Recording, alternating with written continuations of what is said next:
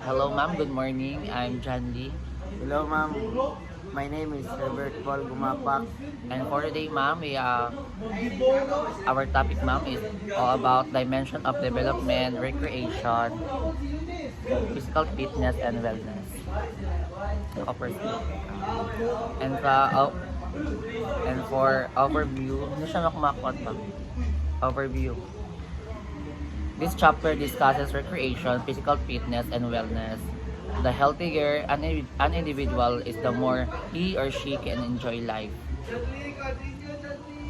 Nagka-comic ba? Uy, Isaac!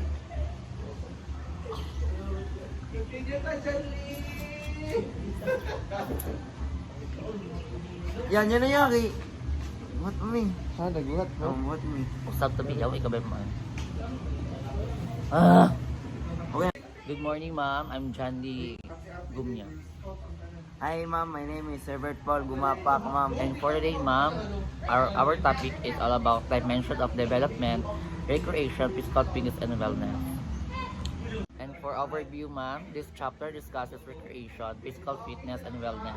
The healthier an individual is, the more he or she can enjoy life.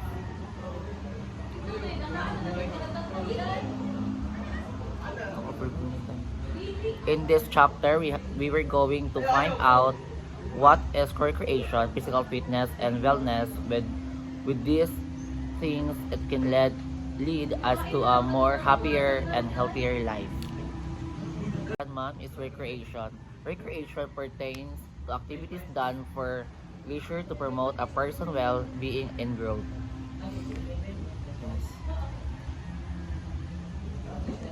Recreation is an important part of life.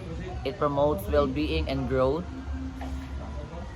through involves activities that bring happiness and can satisfy us.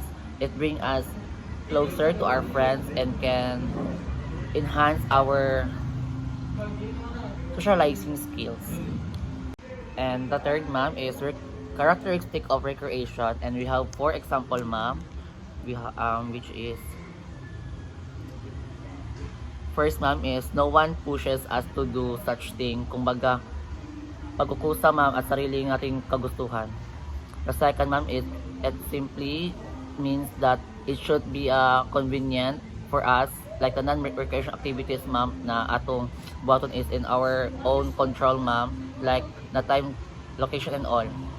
The third, ma'am, it should makes us participate and enjoy everything activities that will get engaged. And the last, ma'am, is given naman na maka-improve jud ang exercising sa atong lawas na can make us do things make easier. And for physical fitness, ma'am, everyone knows that being healthy enable us to do things efficiently and effectively. With proper diet and exercise, we can do things more actively. Physical fitness simply means the overall well-being of all humans body, not only physical but mentally.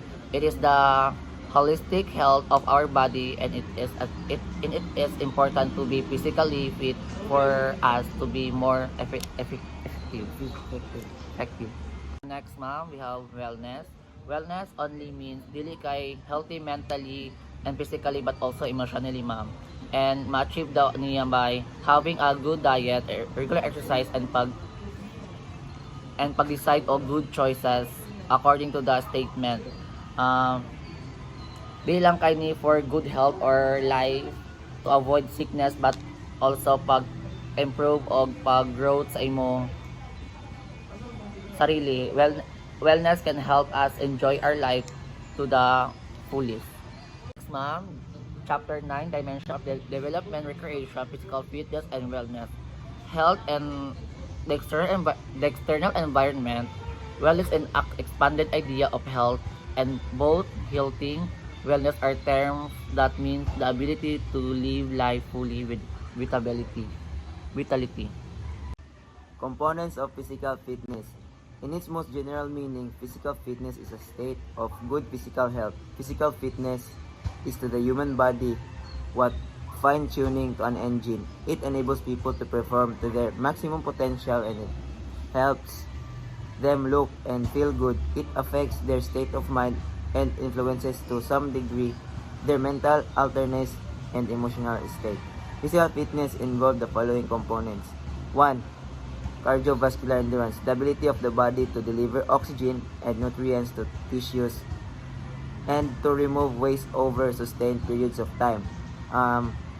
Number 2 is muscular strength and endurance, the ability of the body to deliver oxygen and nutrients to tissues and to remove waste over sustained periods of time. Ay, yun, sa budbog, mali no. Ano naman? Dali na, nalibat. Alright, for our components of physical fitness, we have 5 parts. First is cardiovascular endurance, the ability of the body to deliver oxygen and nutrients to tissues and to remove waste over sustained periods of time.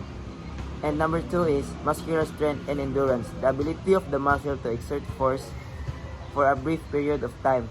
Number 3 is muscular endurance, the ability of a muscle or group of muscles to sustain repeated contraction or continue to apply force against the next part is benefits of regular physical activities. First, we have number 1 is exercise helps control weight. If we exercise, we control our weight because we do the regular exercise daily, and exercise helps prevent heart disease. The exercise is good from the heart that we cannot call this no risk at factor at the disease. And number 3 is exercise helps improve mood. When you exercise, is getting you happy and you get a lot of more friends. Dimension of development, recreation, physical fitness and wellness. Exercise helps person lose weight because the person lose weight because of always doing exercise and properly maintained. Exercise helps strengthen the heart, lungs, and immune system. It's so very beneficial to ourselves because exercise helps us to improve, and regular exercise reduces the risk of high blood pressure, high cholesterol, diabetes, and some types of cancer. Exercise keeps the mind sharp even as it improves brain function. If mag-exercise ta, dili ta malutang kay buhat man natong exercise na. Healthy person mo da. Being fit does not mean possessing a muscular build. Even if ako kaglawas, physically fit ka, di gyapon is wala kay proper nga rest. Behaviors that contribute to wellness. The lifestyle of an individual is a personal choice that influences the quality of life. A healthy lifestyle helps avoid diseases and hence keep you strong and fit. The most important behaviors and habits that contribute to a healthy lifestyle are the following. Be physical active. The human body is designed to work best when it is active.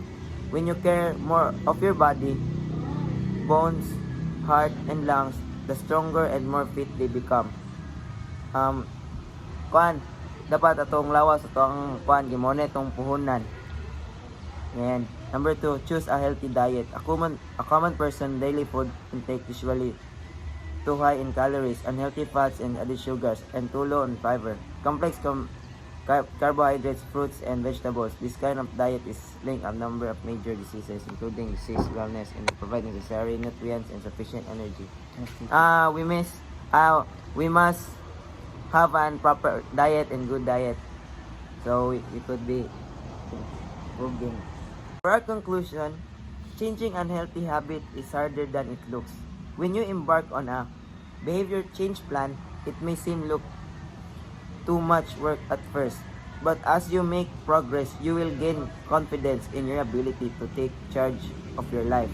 You will also experience the benefits of wellness, more energy, greater vitality, deeper feelings of appreciation and curiosity, and a higher and better quality of life.